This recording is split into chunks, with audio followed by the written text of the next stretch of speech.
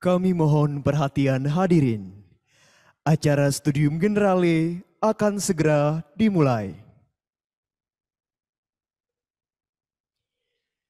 Selamat pagi, salam sejahtera untuk kita semua.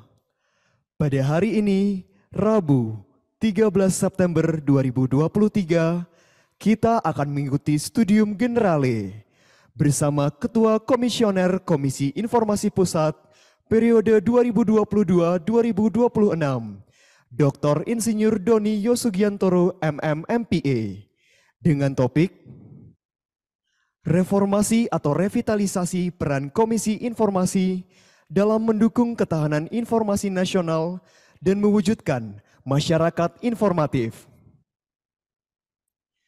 Acara hari ini akan diawali dengan menyanyikan lagu kebangsaan Indonesia Raya. Hadirin dimohon berdiri.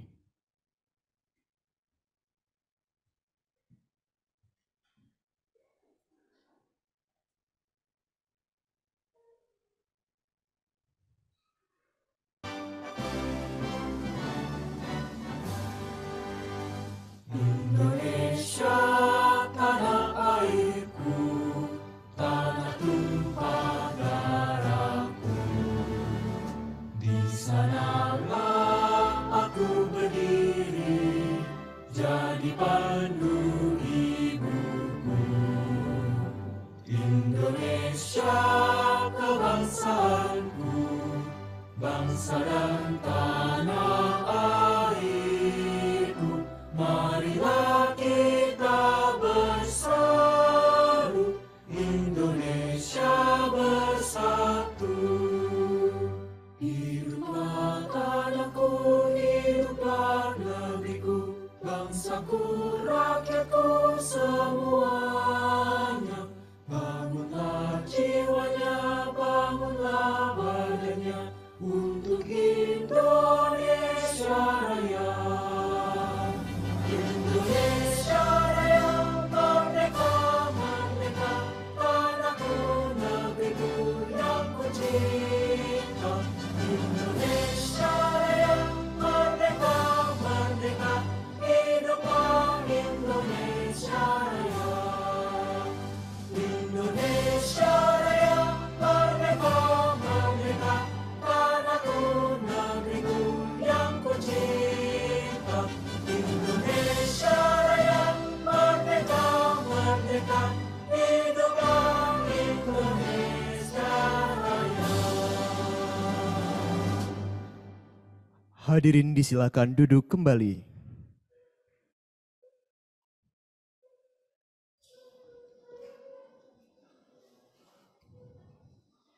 Selanjutnya, kita akan mengikuti penyampaian sambutan dari Direktur Kemahasiswaan Institut Teknologi Bandung yang sekaligus akan membuka acara pada hari ini.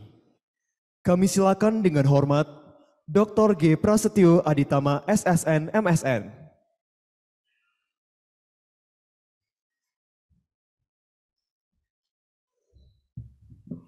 Selamat pagi, Assalamualaikum warahmatullahi wabarakatuh.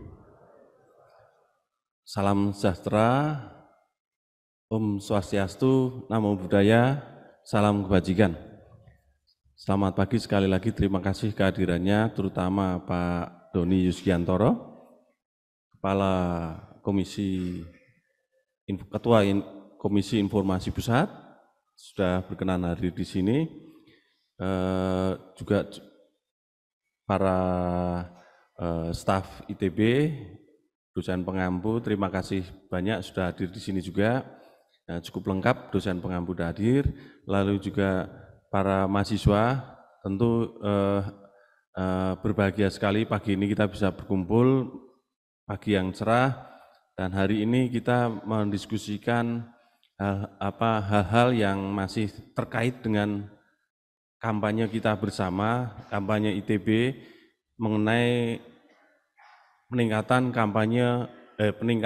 kemampuan literasi. Khususnya pada hari ini kita akan berdiskusi bersama, menyimak masukan-masukan, informasi, hal-hal penting yang akan disampaikan oleh Bapak Doni Yosugiantoro. tentang seluk-beluk informasi yang tertentu yang dikelola oleh Komisi Informasi Pusat, di mana Komisi Informasi Pusat ini melaksanakan tugasnya atau ada dan melaksanakan tugasnya berdasarkan undang-undang tentang bagaimana informasi itu terbuka atau dibuka atau diatur untuk bisa diakses oleh publik, demikian ya. Jadi informasi dalam konteks literasi itu diharapkan ini para mahasiswa di sini bisa memahami, bisa mendengar, mengetahui, membaca dengan baik informasi tersebut dan akhirnya bisa membuat keputusan yang tepat dengan membanding-bandingkan, dengan memverifikasi informasi itu dengan baik. Dan tentu saja nanti Pak Doni juga akan share bagaimana prosedur informasi publik itu harus dibuka dan bisa diakses oleh publik, dan selanjutnya tentu bila ada sengketa, kadang-kadang suka ada sengketa misalnya dengan pers dan sebagainya, itu bagaimana itu bisa dikelola dengan baik. Nah, tujuannya tentu adalah bagaimana masyarakat Indonesia lebih luas itu bisa mendapatkan atau memanfaatkan informasi dengan baik untuk dimanfaatkan dalam kegiatan-kegiatan yang tentu yang produktif dalam berbagai macam konteks gitu ya. Saya kira demikian Pak Doni yang saya hormati, kegiatan kuliah Studium Generale ini memang diselenggarakan tiap semester untuk semua mahasiswa, terbuka untuk semua mahasiswa, dan ini diambil oleh mahasiswa dari seluruh fakultas, ada 12 fakultas dan sekolah. Nah, tujuannya kuliah Studium Generale ini adalah untuk memberikan wawasan pengetahuan yang seringkali di luar bidang atau core bidang studi, program studi masing-masing. Jadi diharapkan mahasiswa mendapatkan informasi, mendapatkan pengetahuan tentang segala hal. Misalnya kalau di Studium General itu kita mendiskusikan masalah kebudayaan, masalah kebangsaan, masalah teknologi, masalah pers dan sebagainya, dan tentu persoalan ekonomi dan bisnis juga. Diharapkan mahasiswa mendapatkan wawasan yang luas sehingga menjadi pribadi atau ya mahasiswa dan nanti lulus dengan karakter yang lengkap. Saya kira demikian. Tanpa memperpanjang lagi, kita sudah tidak sabar ingin mendengarkan paparan dari Pak Doni dan tentu nanti untuk bisa berdiskusi. Oleh karena itu, karena tadi Mas MC menyampaikan saya juga membuka acara ini, untuk itu saya dengan ini atas nama Ibu Rektor ITB membuka acara Studium General mata kuliah KU 4078 Studium General dengan topik reformasi, revitalisasi peran Komisi Informasi dalam mendukung ketahanan informasi nasional dan mewujudkan masyarakat yang informatif. Demikian. Hari Rabu 13 September 2023. Untuk itu acara ini secara resmi saya katakan dibuka. Terima kasih. Wassalamualaikum warahmatullahi wabarakatuh.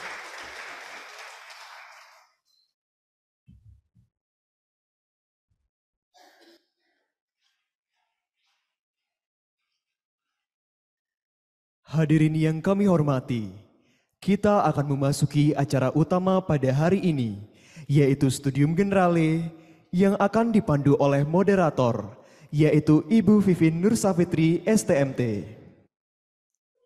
Beliau adalah Kepala Bagian Data, Informasi dan Dokumentasi, Biro Administrasi Umum dan Informasi, Institut Teknologi Bandung. Beliau juga merupakan CIO atau Chief Information Officer dan Koordinator Petugas Pembantu Pelaksana PPID Bidang Penyedia Informasi. Kepada Ibu Vivin Nursafitri, STMT, kami silakan. Baik, Assalamualaikum warahmatullahi wabarakatuh. Izin saya langsung duduk di depan ya, Bapak dan Ibu dan rekan-rekan mahasiswa. Jadi selamat datang ini buat pimpinan ITB, dosen-dosen pengampu mata kuliah KU 407 ya, Studium Generale. Kemudian tentu saja terima kasih juga nih Pak Doni Yuskiantoro, selamat datang di ITB. Di sini Aula Barat ITB ini mahasiswa yang mengambil mata kuliah Studium General dan tentunya tidak hanya hadir secara luring ini, jadi ada juga mahasiswa kami yang hadir secara Zoom. Jadi mungkin kita sapa dulu teman-teman yang ada di Zoom meeting. Jadi sebelum kita ke acara utamanya, mungkin kita langsung ini ya, membacakan riwayat dari pembicara kita hari ini. Izin, ini saya akan bacakan. Jadi Dr. Insinyur Doni Yuskiantoro, MMPA, ini adalah seorang associate professor di bidang kebijakan publik, energi dan lingkungan di Universitas Pertahanan. Kemudian beliau lulus cum laude dari program Doktor Ilmu Lingkungan Universitas Indonesia tahun 2012 dan juga lulusan predikat dengan pujian pada program pendidikan singkat Lemhanas angkatan 19. Saat ini beliau menjabat sebagai Ketua Komisioner Komisi Informasi Pusat Republik Indonesia periode 2022-2026. Pengalaman Bapak Doni di bidang energi dan lingkungan sudah cukup banyak, kita lihat bersama di depan, seperti menjadi Ketua Umum Himpunan Cendekiawan Lingkungan Indonesia atau Perwaku periode 2011-2015, kemudian Ketua Komite Tetap Bidang Lingkungan dan Pengelolaan Limbah Kamar Dagang dan Industri atau Kadin Indonesia, itu pada tahun 2015-2021. Beliau juga aktif di bidang hubungan antar lembaga Ikatan Keluarga Alumni Lemhanas sejak tahun 2013 dan IKAL Strategic Center atau ISC sejak tahun 2021. Lalu Kepala Pusat Kajian Ketahanan Energi Universitas Pertahanan tahun 2017-2022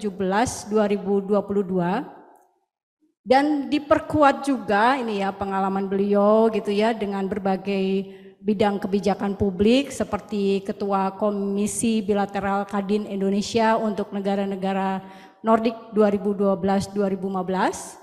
Beliau juga dosen luar biasa program Doktor Ilmu Administrasi Publik Universitas Diponegoro tahun 2014-2016. Dosen program Magister Sekolah Kajian Strategik Global Universitas Indonesia sebagai lulusan Master of Public Policy dari Lee Kuan Yew of Public Policy National University of Singapore, dan tentunya masih banyak lagi pengalaman beliau di bidang kebijakan publik. Kita berikan aplaus dulu untuk pembicara kita hari ini.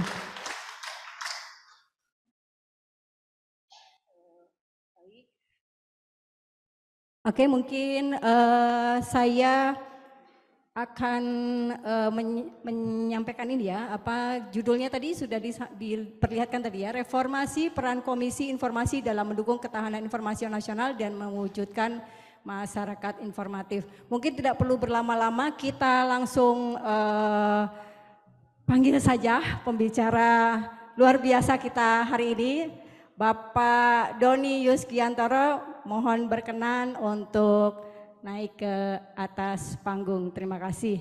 Tepuk tangan semuanya.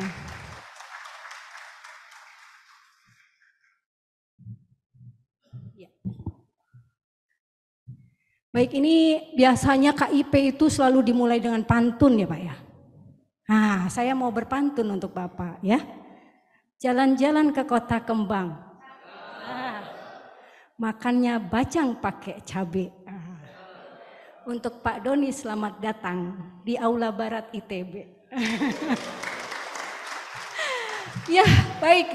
Ini kita Bapak, kita di ruangan ini juga disaksikan juga dari YouTube Bapak, dari YouTube. Jadi kemudian dari Zoom meeting teman-teman mahasiswa yang dari Cirebon dan Jatinangor. Jadi mungkin kita langsung aja menyimak apa itu ketahanan informasi, bagaimana mewujudkan masyarakat informatif yang dimaksud. Jadi mari kita simak bersama paparan dari guru kita hari ini Bapak Doni Yusgiantoro. Waktu dan tempat kami persilakan. Terima kasih. Assalamualaikum warahmatullahi wabarakatuh. Om Swastiastu, Namo Buddhaya, salam sehat dan salam sejahtera bagi kita semua. Yang saya hormati Ibu Naomi, Ibu Vivin, tadi Pak Direktur yang mewakili Ibu Rektor, dan pejabat dosen, direktur maupun dari PPID yang hadir pada pagi ini. Kemudian mahasiswa yang saya kasihi, mahasiswa ITB pagi ini. Pertama-tama marilah kita mengucapkan puji dan puja syukur kehadirat Tuhan Yang Maha Esa, Allah Subhanahu wa Ta'ala. Karena pagi ini kita dapat berkumpul di Aula Barat ITB, di kampus yang sangat terhormat ini untuk Studium Generale tadi, ya, keterbukaan informasi, revitalisasi peran Komisi Informasi dalam mendukung ketahanan informasi nasional dan mewujudkan masyarakat informatif dalam keadaan sehat dan selamat. Gitu. Jadi terima kasih atas atensinya dan undangannya ke Komisi Informasi Pusat. Saya duduk saja Bu ya. Apa atau mau jalan boleh, mau ini. Gitu. Ya, saya ikut aja lah, kalau disuruh berdiri ya berdiri. Jadi saya ini tadi saya sempat cerita dengan Bu Naomi. Ya. Saya ini paling senang kalau diundang di kampus, karena ketua komisi informasi ini hanya pekerjaan sementara. Pekerjaan tetap saya dosen. Ya. Dosen itu tahu ya, dosen itu adalah ilmunya sadus, gajinya saksen. Ya. Jadi tadi saya sudah bicara itu sama Ibu. Saya ini kalau di UI, ngajar di UI, ya kan, ngajar di UI, kemudian itu dan itu sering kadang-kadang memang dosen itu harus sabar juga Bu. Kadang-kadang kita udah nguji, udah bimbing ya, tapi memang dosen itu kerjaan yang tadi, ya ilmunya sadus, gajinya ada saksen dan harus sabar, gitu. Harus sabar. Kemudian saya juga tadi revitalisasi peran Komisi Informasi ini karena apa? Tadi selain saya suka hadir di kampus-kampus seperti ITB ini, tapi saya juga agak deg-degan. Kenapa deg-degan? Tadi untung saya tidak ditanya-tanya waktu masuk di ITB. Biasanya kalau ditanya-tanya, Bapak dari mana? Dari KIP gitu. Kalau dari KIP, kadang-kadang bilang KIP itu di sana gitu. Dipikir itu Kartu Indonesia Pintar itu. Ya. Padahal KIP itu Komisi Informasi Pusat. Gitu. Jadi lebih terkenal KIP daripada Komisi Informasi Pusat. Ya, jadi KIP itu Kartu Indonesia Pintar, itu program 50% yang dibiayai pemerintah, 50% dibiayai kampus. Kemudian waktu di Satya Wacana bersama Pak Muldoko, saya cerita itu juga. Pak Muldoko mengatakan begini, memang situ saja yang diplesetin. Saya juga sering diplesetin menjadi koperasi simpan pinjam katanya. Jadi KSP itu bukan kepala staf kepresidenan tapi koperasi simpan pinjam katanya. Gitu. Jadi ya ini tadi ya suka dukanya. Ya, tadi juga saya kemarin juga ngajar di Lemhanas. Ya, Lemhanas itu ada PPRA, PPSA, ada pendidikan program reguler angkatan dan program pendidikan singkat angkatan. Jadi nanti adik-adik ya begitu lulus ITB, kerja dan sebagainya masuk Lemhanas. Ya. Lemhanas tahu kan Lemhanas? Ada yang tahu Lemhanas ya? Lemhanas itu lembaga tahan panas. Ya. Saya selalu mengatakan begitu di depan peserta Lemhanas. Lembaga Lemhanas itu lembaga tahan panas. Kenapa? Karena di situ tidak ada pendapatan, yang ada pendapat doang katanya. Ya, Lemhanas itu kan syarat dengan pendapat, tapi nggak ada pendapatan katanya. Jadi kalau Kapolda atau Pangdam dijadikan tenaga pengajar di Lemhanas pusing dia. gitu. Biasanya ini ya, tapi itu pengabdian, kembali ke pengabdian. Baik, saya masuk di materi ya. Lanjut. Nah, Bapak Presiden selalu mengatakan informasi itu penting ya. Kalau saya, karena tadi saya mengatakan bahwa background saya dosen, saya selalu mengutip Panglima Perang Cina yang namanya Sun Tzu gitu. Sun Tzu itu mengatakan kalau kita itu punya banyak informasi ya, kita ini akan bisa memenangkan peperangan. Kalau ini kan ada cowok cewek ya. Kalau cewek mau mendekati bukan cewek mendekati cowok, cowok mendekati cewek. Kalau cowok itu punya banyak informasi mengenai cewek itu, dia yakin bisa memenangi kompetisi dari cowok-cowok yang lain gitu. Loh betul. Ya. Tadi pada waktu kesini saya berbincang dengan Bu Vivin, katanya ada politik katanya. Ya, politik di rumah tangga katanya Bu Vivin ada politik, di kampus ada politik gitu. Nah, politik atau apapun tadi namanya, informasi ini sangat penting gitu. Malah saya itu punya prediksi ya, Bapak Presiden mengatakan bahwa informasi yang terbuka, transparan, akuntabel, bertanggung jawab ya akan dapat memberikan masukan kepada proses kebijakan sehingga pemerintah bisa mengambil kebijakan yang tepat. Saya punya prediksi ke depan ya. Siap-siap aja oil and gas. Di sini kan ada fakultas perminyakan. Fakultas perminyakan. Energi terbarukan sekarang naik nih. Oil and gas kan fosil ya, tidak terbarukan. Jadi dari masa ke masa dulu oil and gas tahun 80-an, tahun 85 tuh orang kalau mau masuk ITB pengennya di perminyakan, ya, geologi.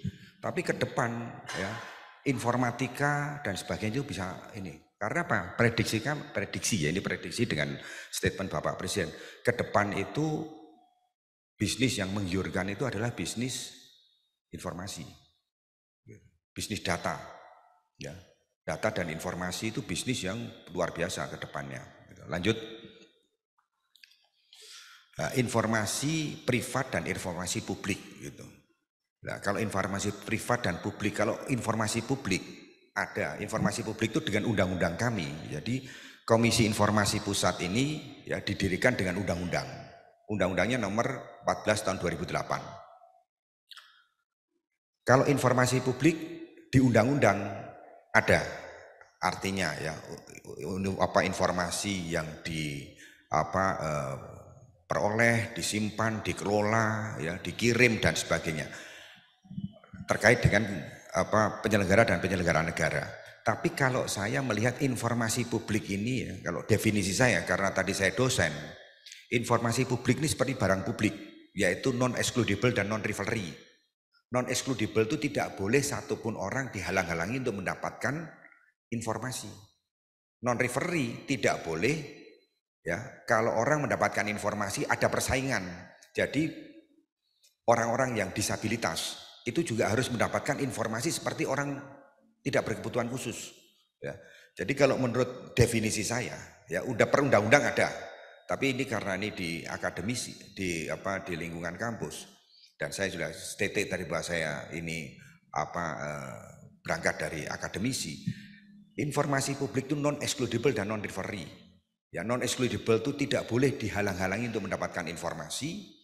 Kalau non-rivalry, kalaupun mendapat informasi tidak boleh ada persaingan. Itu seperti barang publik. Jadi kalau saya melihat barang publik di Bandung itu ada halte. Kalau halte itu masih desak-desakan itu bukan barang publik. Itu barangnya pemerintah. Bukan barang publik. Halte itu kalau masih karena apa? Definisi barang publik ya. Definisi barang publik itu adalah tidak boleh ada satupun orang dihalang-halangi untuk mendapatkan barang publik. Satu. Kemudian kalaupun mendapatkan barang publik harus tidak boleh ada persaingan. Makanya di Jakarta ada kereta khusus wanita. Kenapa? Pada waktu desak-desakan wanita tidak nyaman, jadi itu ditambahlah gerbong wanita gitu. Ya. Tapi barang publik itu ada diskresi enggak? Diskresi itu ada pengecualian enggak? Ada, gitu. Ada pengecualian ada. Misalnya pada waktu presiden mau ada beberapa ini yang harus ya tidak definisi tidak boleh ya, tidak boleh dihalang-halangi, untuk sementara boleh, itu diskresi namanya, pengecualian. Jadi semuanya itu ada pengecualian, tapi pengecualian itu kan sifatnya terbatas, ketat dan terbatas dan tidak setiap saat. Jadi persentasenya itu kecil. Ya, ini kenapa saya sampaikan di keterbukaan informasi itu juga ada pengecualian informasi gitu. Jadi ini bedanya barang privat dan barang publik. Kalau barang privat itu ya barang yang tidak boleh setiap orang mendapatkan informasi, itu barang privat, informasi privat gitu. Kalau informasi publik tidak boleh dihalang-halangi. Lah ini informasi privat dan informasi publik. Kalau informasi privat itu adalah informasi yang dikecualikan. Kalau informasi publik ya informasi yang harus dibuka gitu. Ya, bedanya itu. Lanjut. Nah, ini informasi publik itu per definisi tadi kan, yang dihasilkan, disimpan, dikelola, dikirim, diterima oleh satu badan publik ya. Tadi saya sudah memberikan terminologi sendiri ya, non excludable dan non referee. Badan publik ada 7 kategori, yaitu 1 kementerian, 2 lembaga pemerintah non kementerian. Ya, lembaga pemerintah non kementerian itu apa sih? Seperti lembaga pemerintah non kementerian itu BRIN itu lembaga pemerintah non kementerian. BPKP itu lembaga pemerintah non kementerian. Gitu kan? Jadi 1 kementerian, lembaga pemerintah non kementerian, lembaga non struktural. Lembaga non struktural itu KPU, KPK, ya. Kemudian ombudsman, ya. Terus apalagi KND, Komite Nasional Disabilitas. Ya. Jadi itu ada badan politik nomor 3, ada 7. Terus yang keempat adalah BUMN, Badan Usaha Milik Negara.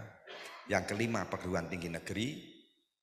Yang keenam pemerintah provinsi, yang ketujuh partai politik. Itu yang disebut badan publik menurut undang-undang. Ya. Tapi karena definisinya itu dia dananya bisa bersumber dari APBN dan atau APBD. Nah, dan atau APBD saya sebutkan tadi APBN dan APBD. Tapi ini ada lagi nih, sumbangan masyarakat atau luar negeri. Jadi kalau ada lembaga seperti Alfamart itu kan dia sering ngasih ini sering ada sumbangan kan itu, ada sumbangan. Itu dia bisa dikategorikan badan publik walaupun tidak permanen. Jadi dia ini bisa disengketakan juga kalau dia tidak terbuka informasinya, Alfamart. Gitu. Karena apa? Karena dia memenuhi kriteria badan publik dan atau luar negeri, itu sumbangan masyarakat dan atau luar negeri. Dia bisa diperlakukan sebagai badan publik pada waktu dia mengumpulkan ini donasi, ya. Gitu. Lanjut. Hak atas informasi merupakan hak asasi manusia, ya ini dijamin oleh Undang-Undang Dasar 1945 pasal 28F. Ya. Nah, ini yang kadang-kadang ya kalau di kita tadi ya, saya kembali lagi tadi Undang-Undang Nomor 14 2008. Fungsi Komisi Informasi Pusat itu ya, atau tugas Komisi Informasi Pusat itu adalah membuat standar layanan informasi publik dan menyelesaikan sengketa informasi publik. Pada waktu kita menyelesaikan sengketa informasi publik, ya tadi disampaikan oleh Bapak Direktur, kalau ada sengketa itu biasanya begini, publik nanya ke badan publik, tidak dilayani oleh badan publik, mendaftarkan registrasi ke Komisi Informasi. Jadi misalnya mahasiswa, ya, mahasiswa boleh nggak bersengketa dengan kampusnya? Boleh, sejauh itu masalah informasi. Kalau masalah pelayanan informasi urusannya ombudsman. Boleh nggak mahasiswa itu mengkritisi lembaganya? Boleh. Ya. Tapi ada tapinya. Nah, ini yang kadang-kadang ini menjadi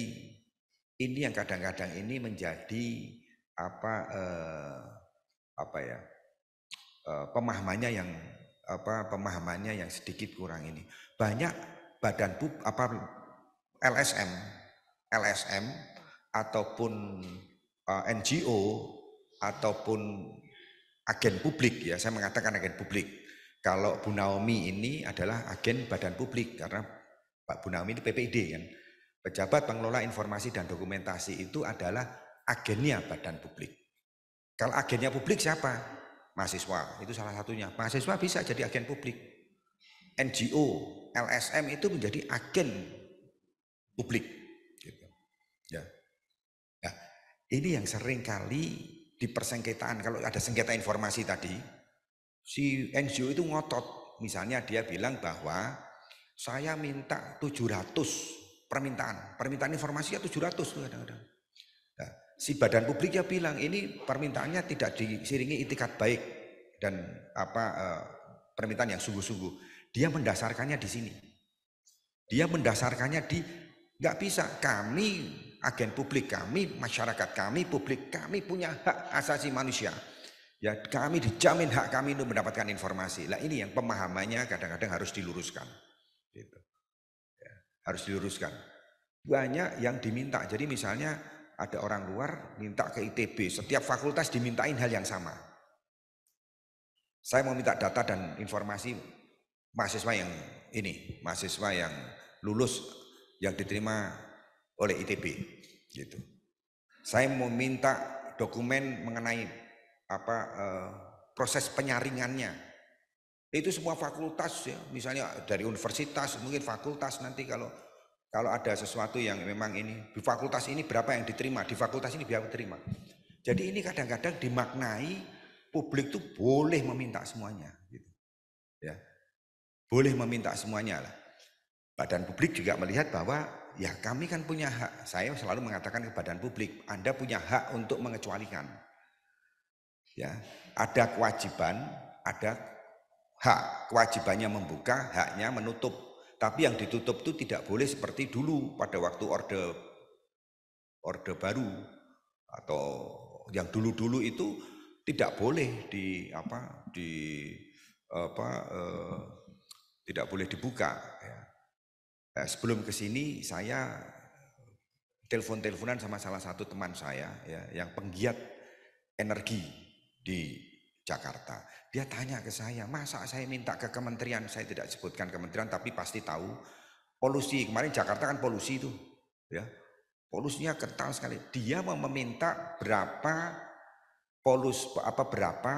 emisi yang dikeluarkan PLTU yang sekitar Jakarta itu untuk kajiannya dia. Kan ada itu. Jadi keluar dischargingnya itu dari PLTU itu ada itu. Dan itu dilaporkan ke kementerian tertentu. Dia bilang masa saya minta data itu nggak boleh untuk kajian. Karena apa? Karena kami mau tahu bahwa ini polusi yang ada di Jakarta ini dari industri atau dari transportasi atau dari yang lain-lain. Nah, ini salah satu tadi ya, antara hak dan kewajiban. Gitu. Kenapa kok itu ditutup? Kemudian saya kemarin ketemu dengan Ketua Pusat Studi Energi Gajah Mada, ya, Prof. Sarjia waktu saya di ini. Karena saya juga di Pusat Studi, tapi di Universitas Pertahanan dulu ya. Untuk sementara nonaktif, aktifnya di Komisi Informasi biasanya disuruh bertahan, ini sekarang suruh aktif nih. Jadinya kita jadi Ketua Pusat Studi Ketahanan Energi, Pertahanan, sekarang di Komisi Informasi berbalik, disuruh aktif. Nah, Ketua Pusat Studi ini mengatakan, Pak, saya juga begitu, Pak. Saya ini mau mendapatkan data-data statistik tertentu untuk kajian saya. Itu susahnya minta ampun. Padahal untuk mengumpulkan itu satu lembaga dibiayai juga oleh negara kan gitu. Negara ini duitnya juga datang dari rakyat gitu.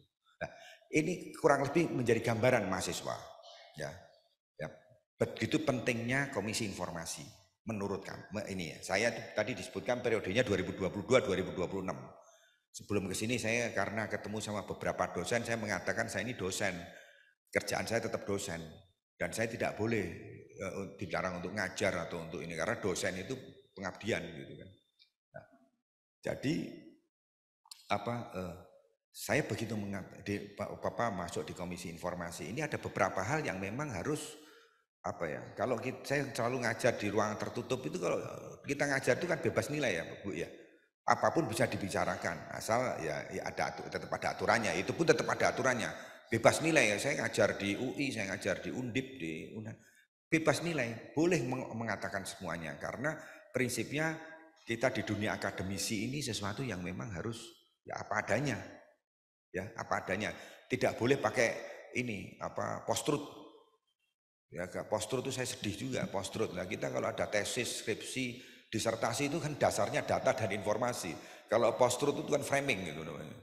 Datarnya ininya dari persepsi gitu. Ya, persepsi. Ya, nah.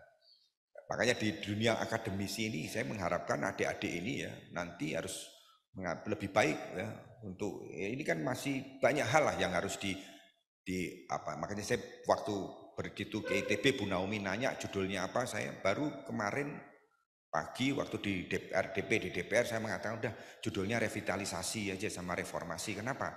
Karena mahasiswa itu memang harus mencermati tulang punggung kita ini di mahasiswa. Kalau mahasiswa ini sudah mulai diam, sudah mulai ini bahaya itu malah gitu. Karena itu kan generasi muda yang educated, yang bisa diharapkan perubahan itu hadir ya dari orang-orang intelektual seperti kalian yang ada di sini. Lanjut. Oke, ini lanjut saja. Jadi tadi sudah saya sampaikan ya, ada 14. Ini tujuan Undang-Undang KIP. Salah satunya ini mengembangkan ilmu pengetahuan dan mencerdaskan kehidupan bangsa. Jadi saya sendiri itu kalau bimbing mahasiswa, ya mahasiswa misalnya dia mau minta data, ya data mengenai misalnya data di PLN. Ini karena mengenai berapa ya PJBL yang sudah ditandatangani, perjanjian jual beli listrik itu misalnya, atau PPA Power Purchasing Agreement itu kadang-kadang ditutup. Lah kalau ditutup kan harus ada penjelasannya gitu, harus ada penjelasannya. Ya. Saya kemarin mengusulkan portal KIP di DPR ditolak, masih belum katanya.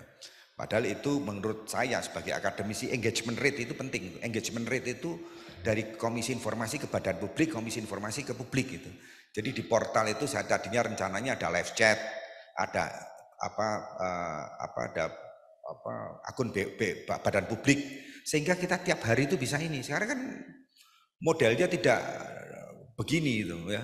Ya ini tatap muka penting, tapi lebih penting lagi kan di dunia dunia maya gitu kan. Ya. Dan di situ ada ORM biasanya, ada online reputation management. Kita pengen tahu ITB itu ya ada portal ITB, semua masyarakat bisa mengomentari mengenai ITB lah. Di situ harus di-maintain berapa positif ininya, berapa negatif ininya. Kemudian pakai ORM tadi, online reputation management kan sekarang. Nah, itu masih belum. Makanya ada beberapa hal yang memang perlu jadi saya disclaimer dulu nih. Jadi begitu saya masuk, saya melihat bahwa ini memang masih banyak yang harus dibenahi gitu. Nah, dibenahi ini salah satu bentuknya apa? Salah satu bentuknya ya sinergi dan kolaborasi ya dengan mahasiswa, dengan memperkenalkan komisi informasi ini ke mahasiswa sehingga nanti mahasiswa ya bisa memberikan insight-insight atau memberikan masukan-masukan yang lebih baik. Di sini karena ada mengembangkan ilmu pengetahuan dan mencerdaskan kehidupan bangsa, ya. Kemudian mendorong partisipasi masyarakat.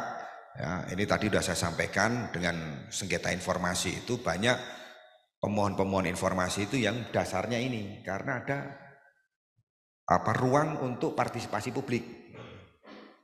Ya, lanjut. Kemudian kewajiban badan publik ya menyediakan informasi yang akurat, menyebarluaskan informasi, membangun dan mengembangkan sistem. Kemudian kewajiban badan publik penyampaian informasi harus memenuhi beberapa indikator. Indikator yang perlu dijalankan tersebut meliputi standar operasional, SOP, layanan informasi, meja layanan informasi, laporan layanan informasi, anggaran pembiayaan, pengembangan sistem informasi, menetapkan standar biaya, menunjuk PPID, ya, pejabat pengelola informasi dan dokumentasi, dan pemutakhiran dokumen informasi publik. Ini per definisi per undang-undang. Kalau saya juga punya sendiri seperti tadi informasi publik. Kalau menurut saya ya saya selalu menerapkan 4A1S Bu. Itu kalau di energi itu ada 4A1S. 4A1S itu A yang pertama apa? Availability. Availability itu apa? Ya ketersediaan informasi. Ketersediaan informasi itu dari mana? Dari sumber informasi. Misalnya PPID, ITB. Availability-nya gimana? Sumber informasinya dari mana? Didapatkan oleh PPID. Ya. PPID ini kan harus mengumpulkan semua informasi Bu, dari beberapa sumber informasi. Kemudian yang kedua ya, apa? Medianya apa? Itu availability itu. Media informasinya apa? Arus informasi yang diambil oleh ITB itu juga termasuk ini availability. Kemudian yang A yang kedua adalah accessibility. Accessibility itu infrastruktur. Ya, infrastruktur. Kemudian ada lagi infrastruktur itu apa? Accessibility infrastruktur, hardware, software. Itu hardware, software. Gap itu termasuk di accessibility. Jadi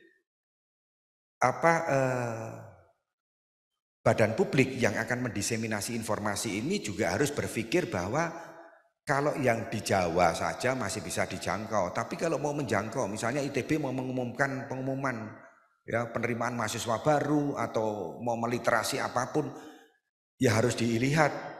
Kalau di Jawa bagus, tapi kalau di luar Jawa itu accessibility itu A yang kedua. Jadi kewajiban badan publik harus memikirkan A, 4A, 1S.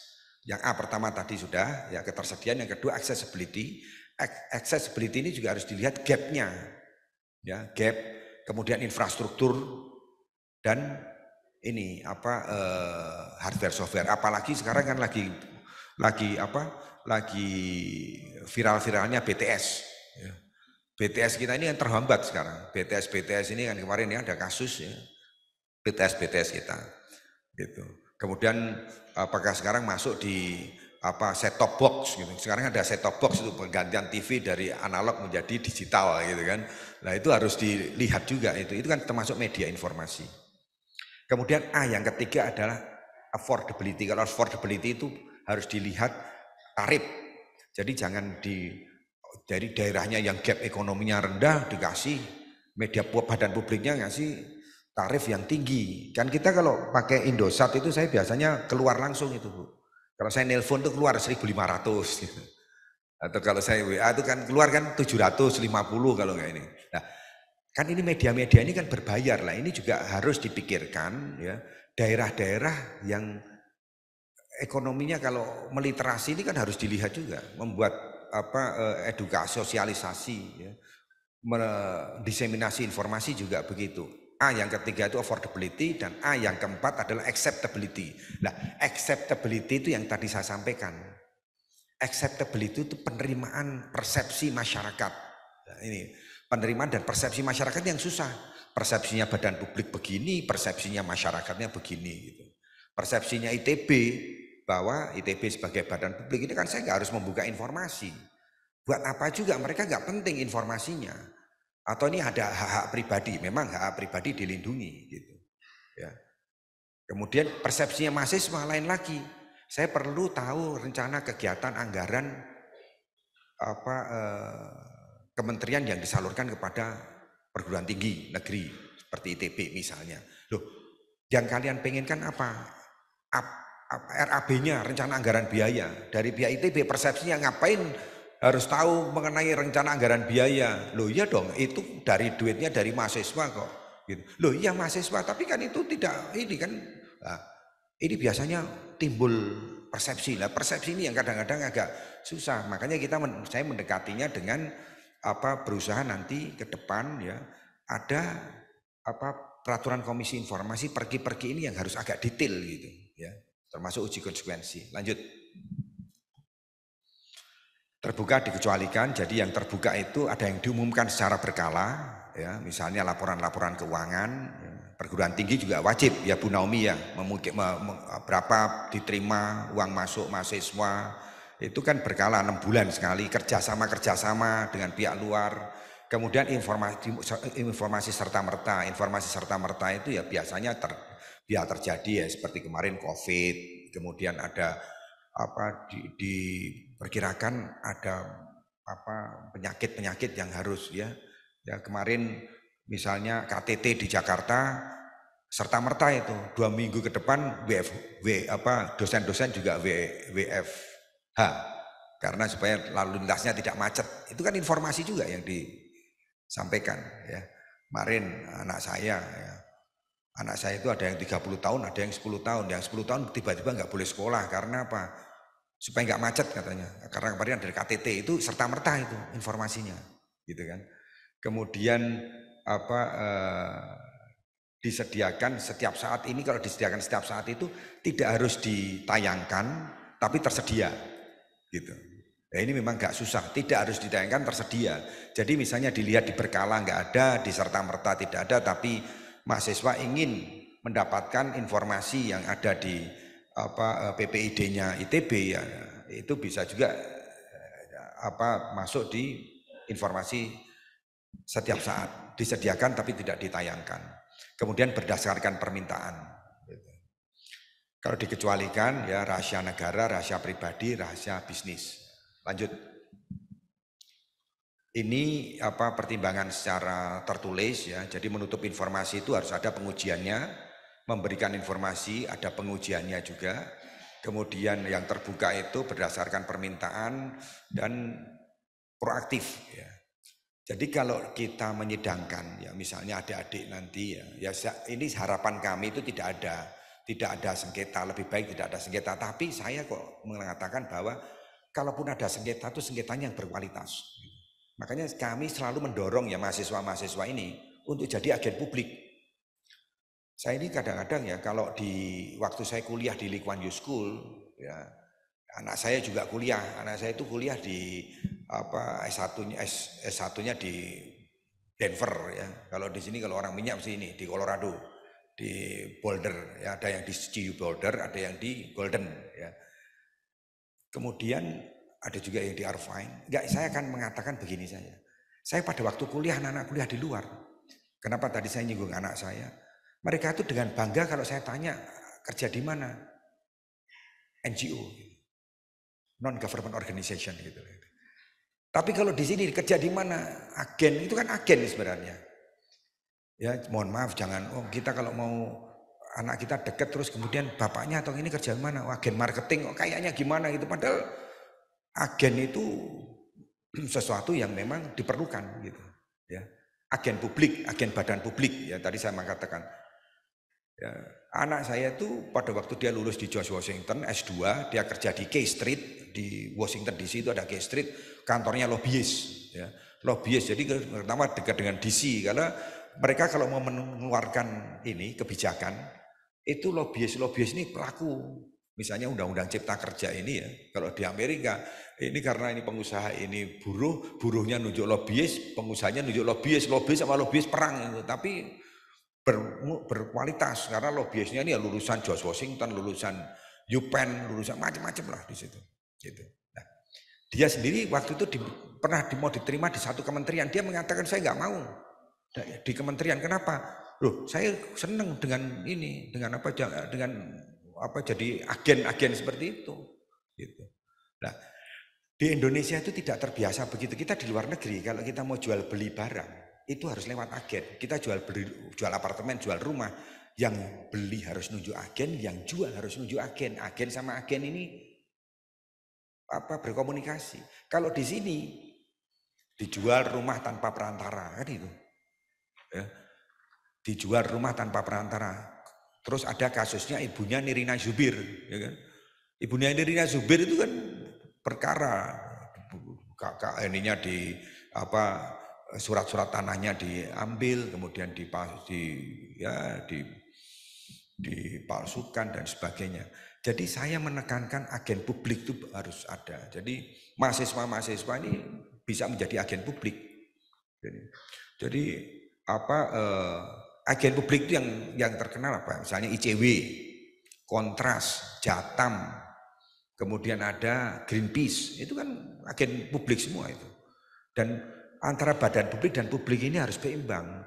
Karena banyak orang itu mengatakan bahwa wah kalau kerja di badan publik itu merasa terhormat. Ya termasuk saya sih, saya dulu sama ibu saya dibilang begitu, kamu harus jadi pegawai negeri. Ya saya juga manut, saya pakai korpri itu. Saya pernah di BUMN, saya pakai korpri, begitu saya lihat ibu-ibu saya senangnya minta ampun almarhum gitu. Wah anak saya hidupnya udah terjamin karena udah pakai korpri kan gitu. Ya, kalau pakai korpri dapat beras ya. Kalau mau pemilu ada Santiaji pemilu itu ada banyak gitu. Kalau mau pemilu dapat beras banyak itu. Korpri itu sumbangannya ini. Ya. Jadi agen publik dan agen badan publik itu kita dorong. Supaya apa? PPID-nya bagus, agen publiknya juga bagus. Ya, yang diuntungkan siapa? Masyarakat. Ya, yang diuntungkan masyarakat. Ya, lanjut. Ini pilar ketahanan informasi karena saya selalu mengambil ketahanan informasi ya karena memang di Komisi Informasi Pusat ini ada 7 komisioner. Ya, 7 komisioner ini punya latar belakang yang berbeda-beda. Dan komisi-komisi seperti ini lahir dari proses politik, bukan lembaga politik memang, tapi lahir dari proses politik. KPK itu lahir dari proses politik. Ombudsman itu lahir dari proses politik. KPU itu lahir dari proses politik. Kenapa? Karena lembaga-lembaga seperti ini sebenarnya ad hoc. Jadi kuasi-kuasi pemerintah seperti ini sebenarnya ad hoc. Ad hocnya kenapa? Ya kalau nggak dibutuhkan bubar. KPU itu hadir untuk mengoptimalkan kerja-kerja Kementerian Dalam Negeri menyelenggarakan pemilu. Ya, Komisi Informasi hadir untuk mengoptimalkan kerja-kerja pemerintah. Ya, dalam hal ini Kementerian Komunikasi dan Informatika. Ya, jadi kami kalau di RDP di DPR ada 3 kuasi pemerintah, kuasi negara, lembaga negara. Ada Komisi Informasi, ada Komisi Penyiaran Indonesia, ada Dewan Pers. Itu mendampingi, kita duduk di depan. Tapi hanya sebagai kuasi. Nah, kuasi-kuasi KPK hadir untuk meningkatkan atau mengoptimalkan kerja-kerja kejaksaan dan kepolisian kan gitu. Dan ini semua hadir karena proses politik. Nah, karena proses politik ya pasti ada intervensi politik gitu. Ya. Gitu. Jadi saya pun hadir di situ ya saya tetap dari politik. Wong jangankan di komisi, di rumah tangganya Bu Vivin aja ada politik kan gitu. Dengan suaminya berpolitik gitu. Dengan harus ke mertua dan sebagainya tadi waktu kita bincang-bincang. Lanjut. Jadi ketahanan informasi ini konsepnya adalah saya selalu bicara dengan Pak Gubernur Lemhanas bahwa kita kan masih ini ketahanan nasional itu adalah IPOLES Sosbud Hankam, ideologi, politik, sosial, ya, sosial, budaya, pertahanan dan keamanan. Itu memang ini definisi yang kalau menurut saya harus dioptimalkan lagi. Kenapa? Harus ada ketahanan teknologi kan gitu. Kalau ketahanan ekonomi, ketahanan energi itu di bawahnya ketahanan ekonomi. Jadi ketahanan energi, ketahanan ekonomi, ketahanan nasional kan gitu. Nah ini ketahanan informasi ini harusnya sejajar, sudah harus disejajarkan dengan IPOLES Sosbud tadi. Ideologi, politik, sosial, budaya, pertahanan, dan keamanan. Jadi ketahanan informasi itu, ya ketahanan informasi, ketahanan nasional, ya ketahanan informasi itu menjadi kuat, otomatis ketahanan nasional pun kuat. Karena rakyat tak akan mudah terpecah, karena masyarakat semakin sadar dan mampu memilah mana berita yang benar dan tidak gitu. Jadi ketahanan informasi ini sebenarnya mendukung ketahanan nasional gitu. Tadi IPOLES Sosbud. Tapi Lemhanas masih ketahanan informasi itu masih ada di masing-masing ini. Masing-masing gatra lah kalau kita bilang. Gatra ideologi, gatra politik, gatra ekonomi, gatra sosial budaya, gatra masih dimasukkan. Harusnya ini masuk di ketahanan informasi ini masuk sendiri gitu. Seperti usulannya Pak Gubernur untuk membuat angkatan keempat katanya. Jadi cyber itu kan. Jadi dia mungkin ada angkatan keempat katanya gitu.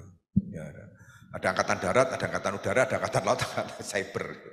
Jadi memang ini ke depan akan berkembang terus gitu, akan berkembang terus. Lanjut. Ya, mewujudkan masyarakat informasi, kemudian akses informasi tadi 4A plus S sustainability itu SDM. Kalau kita bicara sustainability SDM, lah SDM di mana? SDM itu di sini nih. Ini SDM. Ya, sehingga apa? Sehingga apa yang kalau sustainability, konsep sustainability itu apa yang diraih sekarang, generasi mendatang itu tidak boleh mendapatkan kurang dari apa yang kita terima hari ini gitu. Itu konsep sustainability. Makanya SDM ini harus lebih baik. Saya itu dulu ngimpi untuk kuliah di ITB ya. Tapi ya oke, makanya saya sekarang mengatakan bahwa saya berdiri di sini ya dengan segala kekurangan ya. Dan saya percaya mahasiswa-mahasiswa ini ya yang ada di kampus terhormat, kalian hadir di sini juga perjuangannya demikian berat. Ya. Jangan sampai kalian mengatakan masuknya susah, ngapain cepat-cepat keluar gitu. Ya. Jangan begitu. Ya, masuknya aja susah kok, ngapain cepat-cepat keluar. Nanti kalian 8 tahun, 9 tahun di ITB gitu kan. Oh, kita susah masuk kok, nggak pengen cepat-cepat keluar gitu. Lanjut, saya kira ini yang terakhir ya. Oh, ini perguruan tinggi ya. Jadi perguruan tinggi negeri sebagai badan publik, sebagai badan dan lembaga publik yang sumber dananya dari masyarakat, perguruan tinggi wajib memberikan informasi kepada masyarakat luas dengan jelas dan transparan. Publik dapat mengawasi pengelolaan PT dengan baik dan PT dapat perguruan tinggi dapat termotivasi untuk bertanggung jawab dan berorientasi terhadap pengelolaan dan informasi yang baik. Perguruan tinggi sebagai badan publik wajib memiliki pejabat pengelola informasi dan dokumentasi untuk memberikan jaminan kepada publik agar dapat menerima informasi yang ditemukan dalam website perguruan tinggi yang bersangkutan. Perlu diperhatikan pula pengelolaan pada aplikasi ataupun laman PPID agar informasi yang disajikan bukan informasi yang kadaluarsa atau pemutakhiran dokumen informasi publik. Dan saya itu sudah melihat gejalanya. Jadi gejalanya kalau mau monef, badan publik banyak undang kita. Ya, kayak kita ini kayak dosen itu ya. Dosen itu saya bimbing S2, S3, pada waktu mau tesis, mahasiswanya baru muncul tuh. Pak ini Pak, disertasi saya, tesis saya gitu. Tapi kalau S3 biasanya enggak. Kalau S3 saya bimbing S3 di Unan enggak. Biasanya S2 itu atau S1 ya. Jadi dia ngilang gitu. Begitu mau ujian baru muncul dia. Pak, mohon maaf Pak, lah kamu kemana aja gitu. Ini badan publik juga biasanya undang-undang kita ini joke aja, tapi karena mereka sebentar lagi di Monef gitu. Dan untuk Monef ini kami juga ada beberapa hal yang perlu kita kritisi, makanya ini ada revitalisasi. Jadi Monef ini juga, kita memonef tidak bisa disamakan karena desain kelembagaannya itu lain-lain. Ya. Misalnya BRIN sama BIN sama lembaga publik lain. Sekarang BIN dia beli handphone harganya 1 miliar. Wah, itu menghabis-habiskan uang negara. Handphone biasanya harganya, handphone 1 miliar itu bisa nyadap, bisa ngerekam dari jarak sekian meter dan sebagainya, itu kan handmade. Kementerian Pertahanan beli pesawat angkut kok harganya beda ya dengan pesawat angkut biasa. Ya jelas beda, satu ngangkut pasukan, satu ngangkut penumpang biasa misalnya, gitu kan. Nah, hal-hal ini memang tidak bisa ya. Monitoring evaluasi ini kalau mau lebih presisi ya harus dilihat desain kelembagaannya juga gitu. Nggak bisa satu lembaga itu sama dengan lembaga yang lain. Kemudian untuk pejabat pengelola informasi dan dokumentasi ini banyak badan publik itu yang ya pokoknya yang penting ada deh gitu. Yang penting itu ada ya formalitas lah gitu. Tidak fungsional pun juga tidak, apalagi struktural. Yang penting ada gitu. Nah, ini yang kadang-kadang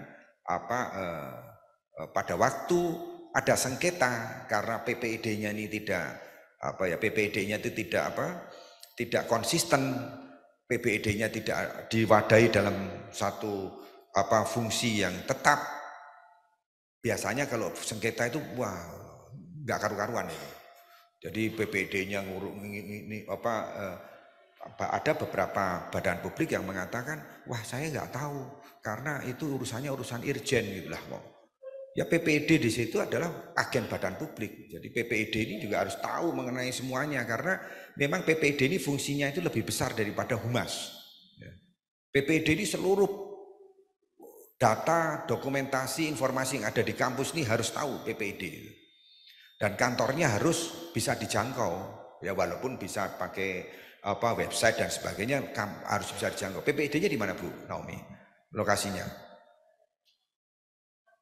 Di sedang pembangunan. Nah, ini juga orang harus ini. Saya selalu mengkritik kalau PPID di Kementerian Pertahanan itu orang mau masuk PPID-nya takut lah, harus ngelewatin pakai bedil kayak gitu kan orang juga ini. Ya, kalau masuk Kementerian Pertahanan itu sebelah kiri tulisannya gede itu PPID. Ya, dan PPID sebaiknya ditempatkan di yang kalau hubungannya dengan masyarakat, tapi kalau mahasiswa enggak lah. Ya. Kalau hubungannya dengan masyarakat, PLN, Pertamina itu harusnya PPID-nya yang bisa dijangkau. Pemerintah provinsi itu yang bisa dijangkau. Baik, lanjut. Ya, mengapa keterbukaan informasi publik di perguruan tinggi penting? Ya karena memang principal agent ini. Karena apa? Sebenarnya badan publik ya ITB ini prinsipalnya itu siapa? Prinsipalnya ya mahasiswa. Jadi badan publik sebenarnya agen mahasiswa.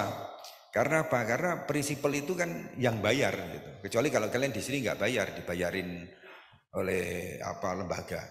Tapi kalau menurut saya prinsipal agent, ya prinsipal agent mengapa keterbukaan informasi penting di perguruan tinggi negeri, perguruan tinggi penting, ya karena dimanapun ya, kalau karena ini konteksnya di perguruan tinggi, mahasiswa ini kan sebagai prinsipal, gitu. Kalau kita ke dokter itu agen kita loh, bukan kita yang ini, karena kita yang bayar dokter. Kalau kita nggak mau kita pindah lagi ke mana dokter lah. Tapi tentunya tadi seperti saya sampaikan, walaupun hubungannya prinsipal agent, tapi harus ada seperti tadi informasi privat, informasi publik, ya, tapi harus ada diskresi tertentu. Ya tidak terus kita karena kalian bayar ke ITB terus kalian bisa semena-mena, ya enggak juga begitu, gitu. Ya persepsinya karena kalian bayar terus kalian bisa ini. Karena ITB itu dibayar berarti perguruan tinggi itu harus ini ya enggak. Jadi ini yang kita atur dalam undang-undang kami di keterbukaan informasi publik. Lanjut, saya kira ini yang terakhir. Terima kasih, lebih dan kurangnya apa yang saya sampaikan saya mohon maaf. Assalamualaikum warahmatullahi wabarakatuh.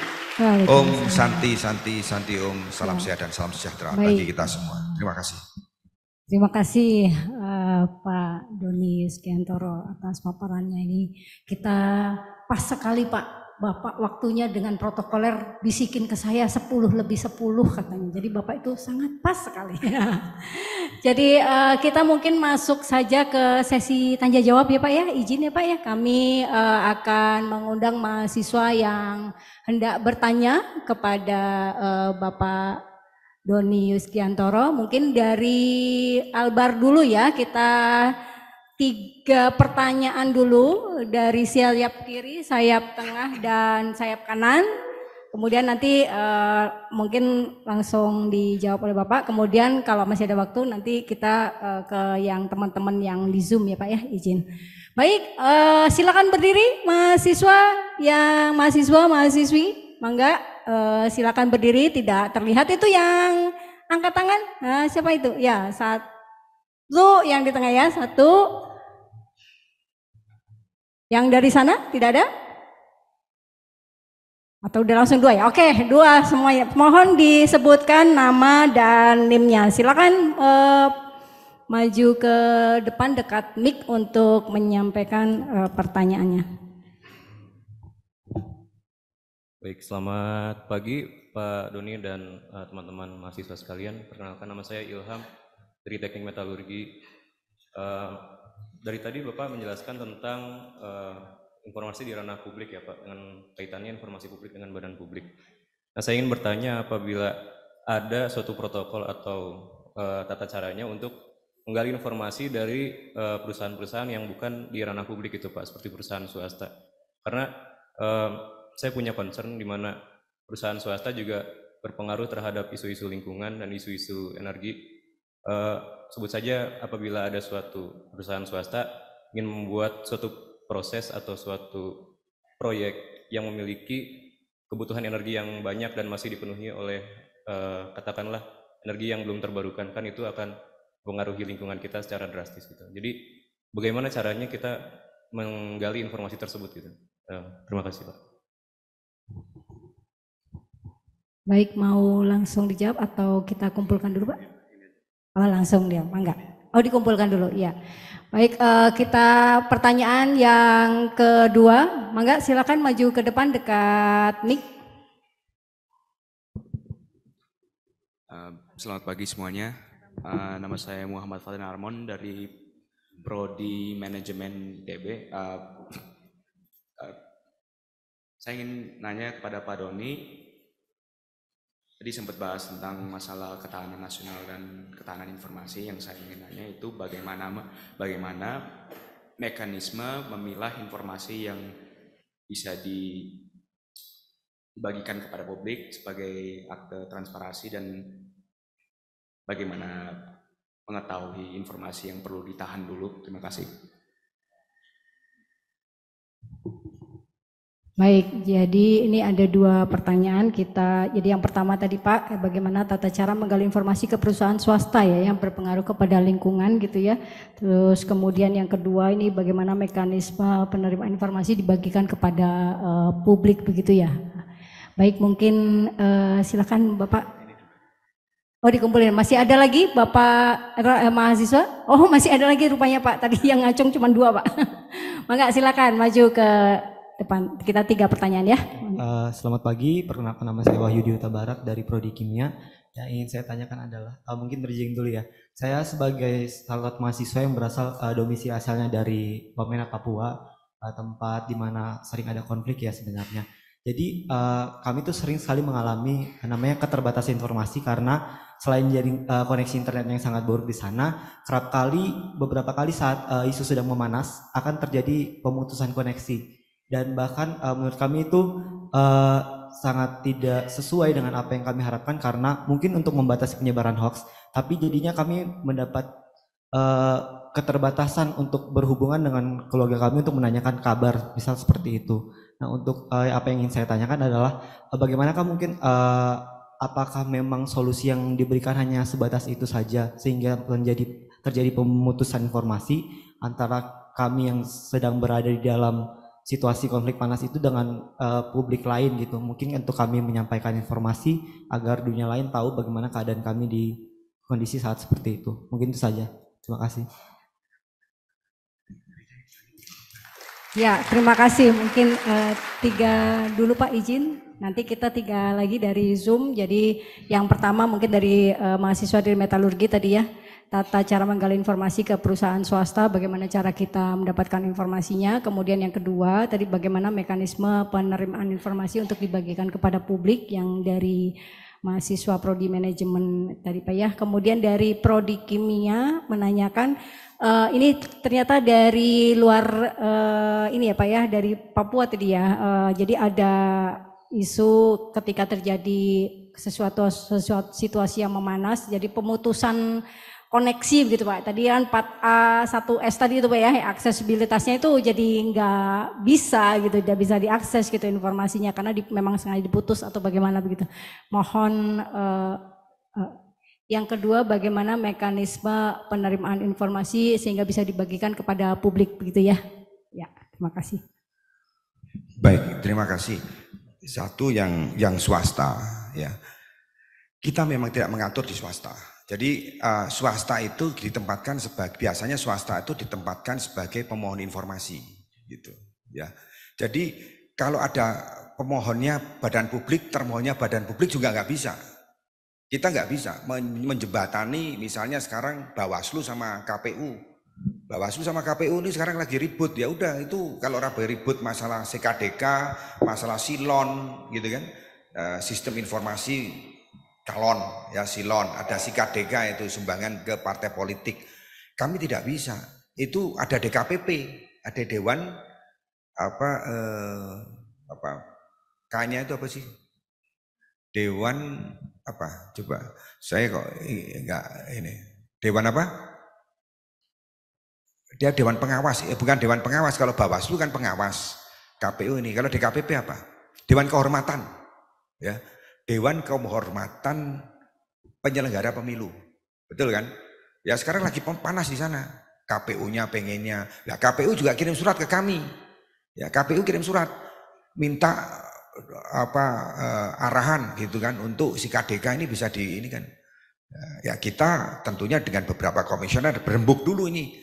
Karena kalau jawaban kita salah bisa masih makin memanaskan suasana. Nah itu kita jawab ya normatif sesuai dengan ini kita. Tapi kita maksud kami tidak bisa mengatur, bahkan mengatur badan publik dengan badan publik. ITB sengketa dengan Unpad misalnya. Ya sengketa informasi ya kita belum di undang-undang kami tidak bisa ngatur begitu. Ya. Nah, swasta juga begitu. Swasta itu kita nggak bisa masuk. Biasanya swasta itu yang menjadi pemohon informasi. Kenapa? Karena tadi definisi daripada badan publik itu adalah dia yang mendapatkan dana dari APBN, APBD, hibah dari luar negeri maupun sumbangan masyarakat. Gitu. Swasta itu bisa menjadi badan publik malahan gitu. Swasta bisa menjadi badan publik kalau swasta ini mengumpulkan ini ada satu kasus menarik kemarin. Ada gereja tertentu yang mengumpulkan dana kemudian digugat, dia diberikan sebagai badan publik. Nah, ini kita harus hati-hati. Kalau saya melihat begini, kalau Alfamart kan orang dari manapun bisa nyumbang Alfamart. Saya ini Alfamart ke Bandung itu, kemudian ada kotak sumbangan untuk bencana atau untuk ini, saya kasih itu. Itu kan dana dari masyarakat. Tapi kalau gereja nanti dulu, kalau gereja ini ada beberapa mengatakan ada juga jemaat yang lain di situ ngasih duit juga gitu. Dia harus terbuka gitu. Nah, ini ada beberapa hal di kita yang masih kita lihat gitu. Karena kita tetap harus mengacu kepada undang-undang. Kita nggak bisa berbuat di luar undang-undang, itu nggak bisa. Gitu. Ya, undang-undang mengatakan bahwa kita ini badan publik dan publik gitu. Nah, publik itu biasanya sebagai pemohon. Nah, tadi kalau literasi terhadap ini swasta, ya kita melihatnya ke badan publik. Ini sekaligus menjawab pertanyaan nomor 2. Pertanyaan nomor 2 tadi, ya, yang ditanyakan adalah bagaimana supaya informasi daripada badan publik ini sampai dengan di publik dengan baik gitu ya, kalau nggak salah ya, Bu ya, Bu Vivin. Jadi kalau menurut saya tadi, jadi badan publik ini di monef kita, di monitoring dan evaluasi itu ada pertanyaan-pertanyaan begitu. Ada pertanyaan-pertanyaan, satu misalnya yang ditanya apa, nanti kan Bu Naomi ada itu. Kalau jawabannya ya, tanya lagi di sini, buktinya apa? Disertakan linknya gitu. Kalau enggak linknya, dokumennya seperti apa? Kalau enggak dokumennya deskriptif, ditulis, deskriptifnya kan gitu ya. Nah ini yang kita lihat di situ gitu, yang kita lihat di situ. Nah ke pihak swastanya tadi seperti apa tadi perusahaan swasta yang terkait dengan energi terbarukan, ya misalnya energi terbarukan lah, kalau terkait dengan energi terbarukan ya dia minta informasinya ke badan publik. Ya karena apa? Karena badan publik itu agennya rakyat gitu. Agennya publik sebenarnya. Ya, secara keseluruhan ya, agennya publik itu tadi saya mengatakan agennya publik NGO. Ya. Agennya badan publik agennya PPID. Ini konteksnya mikro. Kalau makronya itu ya semua pemerintah itu agennya rakyat, karena kedaulatan di tangan rakyat kan gitu. Untuk membiayai ini semua kan dari moneter sama dari fiskal kan gitu, dari tax dan dari perbankan gitu ya, jasa-jasa keuangan dan sebagainya. Jadi kalau menurut saya tadi yang bagaimana bisa kami sesuai dengan undang-undang kami membuat standar layanan informasi publik, menyelesaikan sengketa informasi publik ya. Ini kami masuknya di penetrasi kita di badan publiknya dulu. Nah, badan publiknya nanti ke swasta. Nah, tinggal swastanya ini bagaimana meminta badan publik. Ya, si swasta ini ya diklik aja. Karena di situ pertanyaan-pertanyaan juga ada kan. Ada nggak ini website yang bisa diakses oleh publik. Kemudian ditanya lagi websitenya itu apa, kedalamannya di situ. Nah, kemudian kami melakukan monef. Memang ini menurut saya, ini monef ini masih belum 100% monef. Kenapa? Kalau menurut definisi kami, monef itu monitoring and evaluasi. Monitoring menghasilkan output, evaluasi menghasilkan outcome kan gitu. Ya, outcome-nya itu di publik. Kalau outputnya itu kan informatif, menuju informatif, cukup informatif, kurang informatif, tidak informatif itu output. Outcome-nya di outcome-nya ya tadi dirasakan oleh publik atau tidak, outcome loh ya. Ini sebenarnya ya saya mengatakan revitalisasi dan reformasi. Kenapa? Karena ya Komisi Informasi ini saya pikir-pikir ini lembaga ini tugasnya banyak tapi bajunya sempit gitu. Kalau itu pasti tidak optimal. Kenapa? Di Komisi Informasi itu ada trias politika di situ. Bayangin aja coba. Tadi saya bilang menyelesaikan sengketa informasi. Di tempat kita itu ada fungsi yudikatif, betul nggak? Yudikatif kan itu. Wong kita ini ada, saya nanti jam 3 ini saya hadir membacakan sidang putusan. Kita pakai dasi, pakai jas, ya. Kalau yang di Komisi Informasi di seluruh Indonesia ada 34 provinsi, 5 kabupaten kota. Ada yang pakai toga kayak hakim, ya memang belum diseragamkan. Kalau kami pakai jas, pakai pin, kemudian ada pemohon di sini, ada termohon di sebelah kiri, pemohonnya sebelah kanan. Itu fungsi yudikatif itu. Kemudian tadi itu menyelesaikan sengketa informasi. Kemudian membuat standar layanan informasi publik loh, membuat standar layanan itu kan regulasi itu, betul nggak Bu? Pergi, kita buat pergi peraturan komisi. Itu fungsinya apa? Yudikatif, apa legislatif. Kemudian kita melakukan MONEF, monitoring dan evaluasi badan publik, membuat IKIP, indeks keterbukaan informasi publik. Kalau membuat IKIP kan ini ya gambaran aja potret, tapi melakukan MONEF, monitoring dan evaluasi ini itu kerjaannya eksekutif itu, betul nggak? Jadi ini ada eksekutif, ada yudikatif, ada legislatif. Saya pikir, waduh ini terlalu apa ya? Harusnya ya lembaga seperti ini malah enggak ini. Harusnya kalau legislatif ya legislatif, yudikatif, yudikatif. Ya atau legislatif atau membuat standar layanan. Ini yudikatif menyelesaikan sengketa informasi. Tambah lagi jadi eksekutif, membuat monitoring dan evaluasi. Kita membuat standarnya, kita melakukan MONEF gitu. Ya, jadi ini ada beberapa pemikiran yang harusnya melakukan MONEF itu ya sekarang ada beberapa badan apa di luar Komisi Informasi yang melakukan kegiatan monitoring MONEF ya itu sah-sah saja karena itu inisiasi publik. Jadi jawaban yang nomor 2 itu ya cara mendapatkannya ya masuk ke linknya ini saja, linknya badan publik. Linknya badan publik atau hadir atau datang di PPID. Kemudian yang pertanyaan ketiga tadi adalah akses, pemutusan akses. Terjadi pemutusan koneksi atau keterbatasan yang akses di Papua. begitu ya. Iya betul. Yang di Papua lah ini gini, Ramon ya tadi ya. Ramon ya. Harus dibedakan antara informasi dan komunikasi. Ya, ini kadang-kadang orang tidak melihat. Kok tadi kan mutus itu kan komunikasi. Yang diputus ada informasinya kan gitu. Ya, Ramon tadi ya, yang dari Papua tadi ya. Mana Ramon mana? Apa? Oh Yudi ya, bukan Ramon, Yudi ya. Mana Yudi mana tadi yang Papua tadi mana? Yang Papua tadi ya. Oke. Jadi begini, memang kita kemarin rapat dengan divisi Polri, ada Kominfo, ada kami diundang, ya ada dari Dewan Pers, ada dari Kominfo Hukam. Mereka memang melihat ya bahwa untuk keamanan negara itu memang bisa diputus, ya untuk keamanan negara loh. Jadi kalau dalilnya itu untuk pertahanan negara atau untuk keamanan negara, ya Kamnas, keamanan nasional itu bisa diputus. Tapi harus dibedakan ya, kami itu substansi yang diputus, yang memutus tuh namanya komunikasi. Makanya di Kementerian Komunikasi dan Informasi di Kominfo, di Kemenkominfo itu ada namanya Dirjen IKP.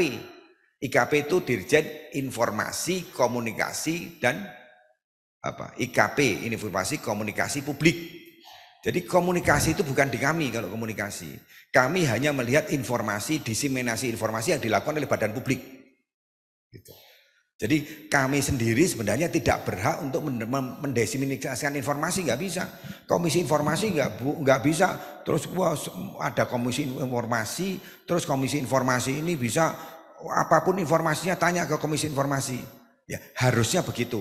Nah, tapi yang sementara ini ada, makanya dalam pemikiran saya tadi saya sampaikan harusnya ada portal kita ini, portal KIP, Komisi Informasi Pusat, sehingga akun badan publik, live chat, kemudian ada SIMSI itu, saluran sistem informasi sengketa SIMSI, sistem informasi manajemen sengketa informasi, misalnya di website kita gitu, atau di portal kita. Ya. Sementara ini yang melakukan badan publik. Gitu. Nah, badan publik lah. Jadi memang si pemohon informasi ini harus ke badan publik dulu. Kalau tidak ditanggapi oleh badan publik, itu kan ada waktu-waktunya Bung Naomi ya. Pertama 7 hari, ya 10 hari ya. 10 hari dulu, kemudian dikasih waktu tambahan 7 hari kalau ada tanggapan, ada bantahan, sampai dengan totalnya 30 hari kerja. Kalau 30 hari kerja pemohon tidak puas, mahasiswa ke PPID ITB tidak puas, mahasiswa bisa meregistrasi ke Komisi Informasi Jawa Barat. Enggak usah ke Jakarta, di Jawa Barat ada. Kemudian di Jawa Tengah ada, di mana-mana ada tuh. Ada 34 provinsi kabupaten kota. Gitu. Jadi tadi kalau yang di Papua itu, kalau tadi diputus komunikasinya, yang mohon maaf, itu memang wewenang pemerintah, bukan kami lembaga negara. Kami bertanggung jawab kepada presiden sebagai kepala negara. Kalau pemerintah bertanggung jawab terhadap presiden sebagai kepala pemerintahan. Jadi kadang-kadang kalau Bapak Presiden mengeluh mengenai pemerintahnya, ya harusnya kita diaktifkan itu. Gitu. Wah ini kok komunikasinya ini ya, kita diaktifkan, tapi kita kan masuknya di informasinya aja. Mungkin kita bisa mengatakan bahwa ini informasi terganggu karena komunikasinya diputus. Tapi kita harus melihat juga, harus ada alasan yang real kenapa itu diputus. Nah kalau sudah alasannya keamanan nasional, pertahanan negara kan kedaulatan negara, keutuhan wilayah, dan keselamatan bangsa. Kalau udah dalilnya begitu kan agak susah, gitu. Ya negara punya diskresi untuk melakukan apapun demi demi tadi keamanan nasional dan pertahanan negara. Jadi saya mengatakan ke Yudi tadi ya, yang dari Papua, bahwa kalau ada pemutusan itu ya itu biasanya urusannya ke pemerintah itu. Kami substansi informasinya, nah kami mungkin bisa menanyakan ke badan publik. Tapi kalau sudah ada ini ya, biasanya di pemerintah itu kemarin juga ada beberapa rundingan. Kalau terjadi chaos nanti di pemilu, di pilkada, ini kan berdekatan, ada pemilu, pilpres, ada pileg, ada pilkada. Kalau keadaannya itu chaos, ya chaosnya itu bukan chaos di sini, chaosnya di ini website, di ini kan nanti chaosnya di situ. Jadi nanti masyarakat bingung ini nih, siapa yang berhak menekan tombol mematikan semua ini? Itu masih debatable sekarang, masih belum ada ini. Apakah Kominfo, apakah Kemenpolhukam, apakah Polri, apakah BSSN, masih debatable. Kan harus ada itu, ya. Jadi kalau kalian sering nonton film-film di luar bahwa kemana-mana presiden itu bawa tombol itu. Jadi kalau begitu dia neken tombol itu berarti peluncuran rudal atau apa, itu harus ada satu yang tahu kodenya, itu harus ada satu orang. Termasuk tadi, ya itu masih Papua. Dan kalau terjadi chaos, itu harus ada satu orang yang berhak untuk menekan tombol dan semuanya black out. Sehari atau 6 jam atau 12 jam gitu, sambil ada perencanaan-perencanaan yang mungkin harus dilakukan gitu, perencanaan dari militer dan sebagainya, atau perencanaan non militer yang harus diselesaikan. Saya kira itu mungkin sesuai dengan jadwal Bu ya, karena mohon maaf saya juga harus kembali ke Jakarta karena tadi saya ada sidang dan ini. Saya kira terima kasih ya, atensi adik-adik mahasiswa ya, dan bapak-bapak pejabat dari ITB. Pesan saya satu, bahwa keterbukaan informasi ini adalah syarat di suatu negara demokrasi yang baik gitu. Jadi saya titip ke adik-adik ini ya, adik-adik ini sebagai generasi penerus ya. Tolong titip keterbukaan informasi ini memang sesuatu yang diperlukan. Karena apa? Karena seluruh kebijakan apapun ya, sumbernya itu dari partisipasi publik dan informasi-informasi yang didapatkan publik yang bisa diberikan manfaat kepada semua elemen bangsa. Demikian.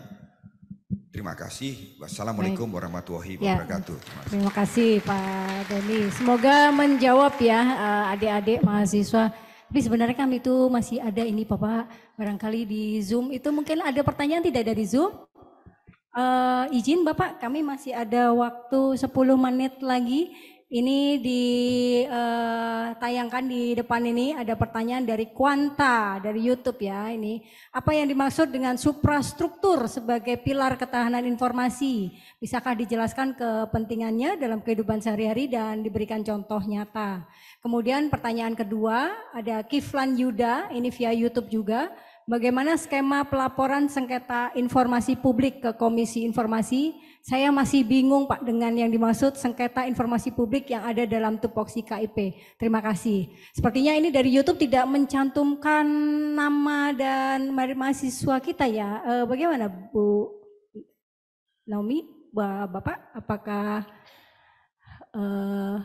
tidak dijawab singkat saja mungkin? Ya, 5 menit Bapak, punten. Terima kasih. Ya, yang pertama saya langsung jawab singkat saja ya. Kalau suprastruktur itu istilah di Lemhanas. Biasanya suprastruktur itu ya apa lembaga-lembaga kan ada infrastruktur, ada suprastruktur.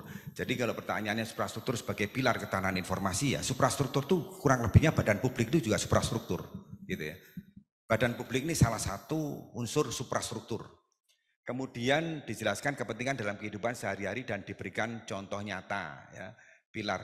Ya tadi saya sudah sampaikan bahwa badan publik ini kan punya segudang informasi ya, segudang informasi karena apa? Karena badan publik ini punya biaya, punya anggaran ya untuk mendapatkan informasi. Tadi kan informasi publik itu apa informasi publik? Coba informasi publik bisa ditayangkan lagi itu. Informasi publik itu apa? Tadi definisi per definisi. Kalau saya kan mengatakan informasi publik itu non excludable dan non rivalry. Informasi publik ya. Nah, udah itu tadi. Ya, ini informasi yang dihasilkan, disimpan, dikelola, dikirim dan atau diterima oleh satu badan publik loh. Dihasilkan, disimpan, dikelola, dikirim. Ini semua ada anggarannya gitu. Nah, informasi-informasi ini kan ini suprastruktur nih. Saya sampaikan suprastruktur itu badan publik. Dalam kehidupan sehari-hari apa? Ya tadi saya mengatakan bahwa katakanlah begini. Tadi saya mengatakan tadi ya ada yang minta data informasi mengenai polusi yang dikeluarkan dari PLTU. Kalau misalnya yang ini kan bisa juga menanyakan apakah ya kami mohon dapat diberikan informasi mengenai formula kenaikan harga BBM katakanlah gitu. Kan bisa juga gitu. Kenapa kok BBM itu ada BBM itu kadang-kadang kita datang ke mana? Datang ke pompa bensin tiba-tiba naik dan tidak pernah dijelaskan kepada masyarakat misalnya begitu ya. Misalnya itu bisa juga itu kan dalam kehidupan sehari-hari. Karena apa? Karena BBM itu kan ada hitung-hitungannya listrik, kenaikan listrik ya, perencanaan listrik boleh juga kan diminta ke badan publik PLN. Pertamina itu yang menyangkut kehidupan sehari-hari lah. Ya apalagi ibu-ibu ini kan, ibu-ibu tiba-tiba listriknya naik nanti, tiba-tiba bahan bakarnya naik, gasnya naik. Itu kan semua informasi ya yang bisa cari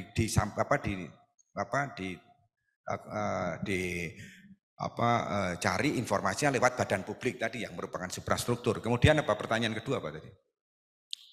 Mohon ditampilkan. Bagaimana skema pelaporan sengketa informasi publik ke Komisi Informasi? Saya masih bingung. Saya tadi sampaikan bahwa mekanismenya itu publik ke badan publik dulu. Apa? Terserah informasi yang mau diminta apa. Ya, informasi yang mau diminta apa. Misalnya kemarin misalnya ada ibu-ibu dia minta informasi ke ITB gitu kan. Saya mau minta informasi ini misalnya ya. Penerimaan mahasiswa S3 ITB. Kok syaratnya di ITB itu yang diterima tidak boleh lebih dari 60 tahun, tapi kok ada yang 60 tahun misalnya begitu. Ya. Kan minta data-datanya ini, biasanya mereka minta nama-namanya ada berapa orang yang diterima dari mendaftar berapa orang, yang diterima berapa orang. Kemudian kami mohon dapat diberikan informasi atau dokumen penerimaan, ya, dokumen penerimaan, dokumen teknis penerimaan, mekanisme penerimaan mahasiswa S3 ITB misalnya begitu. Kan itu ditanya itu pelaporan singkat, ya datang aja ke PPID atau ke websitenya PPID ITB, ditanya langsung saja. Nah, di situ ITB akan mengatakan, oh ini kalau membuka informasi ya udah dibuka. Tapi kalau ITB nggak mau membuka, ITB mengatakan bahwa ini tidak bisa dibuka karena ini merupakan informasi tertutup. Nah, kalau informasi tertutup dan pemohonnya tidak puas, langsung daftar register sengketa informasi di Komisi Informasi Jawa Barat gitu. Ya, jadi kalau ini itu, jadi mekanisme skema pelaporan informasinya datang saja ke Komisi Informasi Jawa Barat, ya register aja nama, biasanya nanti ada legal standingnya, ditanya namanya siapa, KTP-nya mana, kemudian yang mau dilaporkan siapa, buktinya mana, kan harus ditanya buktinya. Badan publik, oh ini loh saya sudah lapor ke ITB tapi ITB tidak merespon, ya, atau sudah merespon tapi tidak sesuai dengan apa yang saya maui, kan gitu. Setelah itu dibuktikan ke Komisi Informasi Jawa Barat, Komisi Informasi Jawa Barat memanggil, ada mekanismenya berapa hari, 14 hari harus dipanggil. Kemudian setelah dipanggil, ya, setelah dipanggil itu dipanggilnya dalam bentuk relas, sidang gitu kan. Jadi ITB dipanggil sebagai termohon, yang melaporkan ITB itu dipanggil sebagai pemohon informasi. Nah, pemohon dan termohon informasi itu dalam waktu paling lama 100 hari kerja harus selesai. Kecuali ada beberapa diskresi-diskresi ya. Diskresi-diskresi tertentu karena kayak seperti kemarin COVID itu ada yang berapa sampai lebih dari 100 hari kerja. Dalam waktu sehari, tapi ini maksimal 100 hari kerja harus nilai. Di sidang itu kan satu, ada legal standing dilihat lagi, di situ legal standingnya pemohon, legal standingnya termohon dilihat. Apakah sesuai, pemohon ini sebagai apa, sebagai pribadi, apa mewakili kelompok orang atau perusahaan atau NGO atau apa, itu harus ada surat akte pendiriannya yang terdaftar di Kementerian Hukum dan Hak Asasi Manusia, Kumham. Kemudian dia mewakili kepentingan siapa, kalau dia mewakili kepentingan tadi misalnya yang ini mewakili kepentingannya si Ibu A gitu ya, di situ mana ada surat kuasanya enggak, atau ibunya sendiri mungkin karena dia enggak lulus di S3 ITB, dia datang sendiri, saya mewakili saya sendiri, enggak ada masalah gitu. Kemudian kita tanya ke ITB ini siapa yang hadir, oh PPID-nya itu siapa gitu kan. Nah, kita legal standing, udah legal standing, kemudian kita setelah legal standing kita lihat kewenangan relatif atau kewenangan absolut. Kewenangan absolut itu apakah ini benar-benar sengketa informasi, atau jangan sampai ini kita menyelesaikan bukan sengketa informasi. Misalnya ini bukan sengketa informasi, yang diminta bukan data dan informasi, tapi yang diminta dia hanya mengadu aja, pengaduan, bukan di kita kalau pengaduan kan gitu, Bu Naomi ya. Atau yang tidak sengketa informasi tapi pelayanan ITB lah, itu itu ombudsman, itu bukan informasi. Kan kita lihat tuh kewenangan absolut, kewenangan relatif. Kemudian kewenangan relatif itu, kalau kewenangan absolut mengenai apakah ini sengketa informasi atau tidak. Kalau kewenangan relatif, apakah ini bisa diselesaikan di Komisi Informasi Jawa Barat atau tidak. Karena biasanya badan publik itu ada yang horizontal, ada yang vertikal. Biasanya kalau PLN di sini, PLN mengatakan bahwa oh saya harus di PLN pusat karena kami tidak punya kewenangan untuk di sini ya, itu ada tuh. Nanti kita dalami apakah kewenangan relatif, kewenangan absolut. Setelah itu sudah ini terus kita bersidang lagi. Ya itu kita lihat kalau itu tertutup, kalau itu bisa terbuka atau bisa dimediasi, kita dorong ke mediasi gitu. Jadi misalnya termohon dan pemohon, ITB mengatakan, kita tanya ITB itu sebenarnya informasinya terbuka apa tertutup sih? Oh begini ya. Dia ngomongnya tadi tertutup, tapi setelah kita tanya, kita dalami, ITB mengatakan bisa terbuka, tapi terbukanya nanti ada beberapa yang mau kita ini hitem-hitemin atau apa gitu, yang menyangkut haki itu hak atas kekayaan intelektual gitu kan, bisa dihitemin. Kalau ada hak pribadi juga bisa dihitemin juga gitu, dihitamkan gitu kan.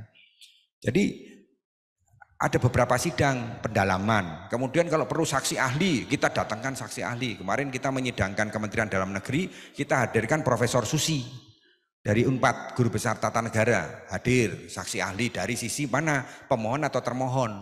Kalau dia hadir dari sisi termohon atau pemohon, dia harus memberikan keahliannya itu tidak berpihak. Ini loh, gitu loh ya.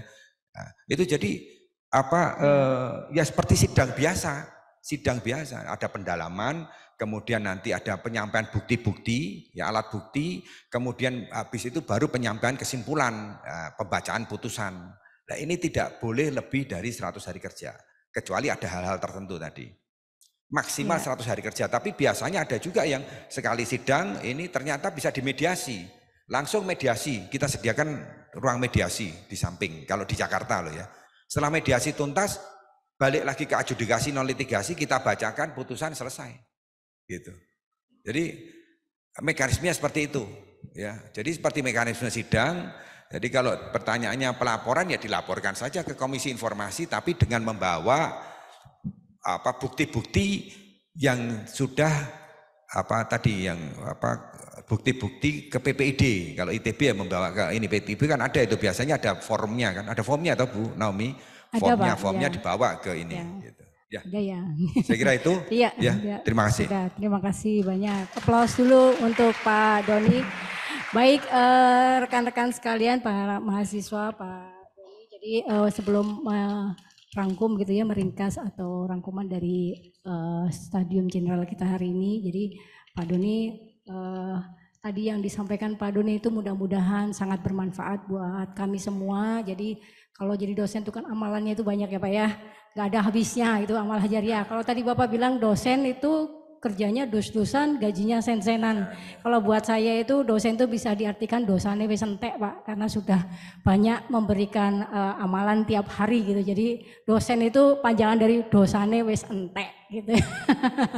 Amin ya robbal alamin. Ya baik ya, jadi kesimpulannya mungkin saya izin menyampaikan sedikit kesimpulan bahwa yang perlu di highlight hari ini adalah informasi itu penting ya. Jadi untuk itu kita perlu dan jika public trust-nya ingin tinggi, maka kita harus mulai dengan transparan, terbuka, dan kita tentu juga harus akuntabel dan bertanggung jawab. Kemudian tadi juga disampaikan oleh Pak Doni tentang ketahanan informasi ada 3 pilar, yaitu infrastruktur yang mumpuni, itu yang pertama ya Pak ya.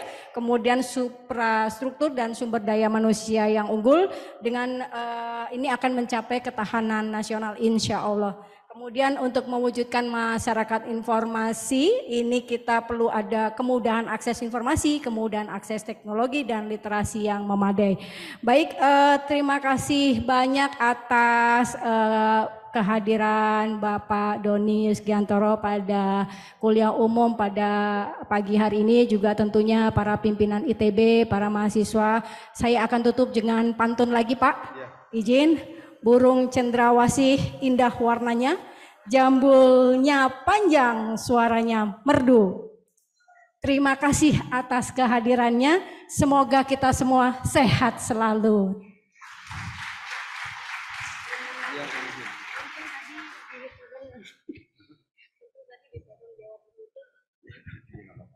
Kepada Dr. Insinyur Doni Yusgiantoro MM MPA, kami mohon untuk tetap di tempat. Saya izin dulu ya Pak ya. Selanjutnya, Direktur Kemahasiswaan ITB akan memberikan piagam penghargaan kepada Dr. Insinyur Doni Yusgiantoro MM MPA. Kepada Dr. G. Prasetyo Aditama SSN MSN, kami silakan.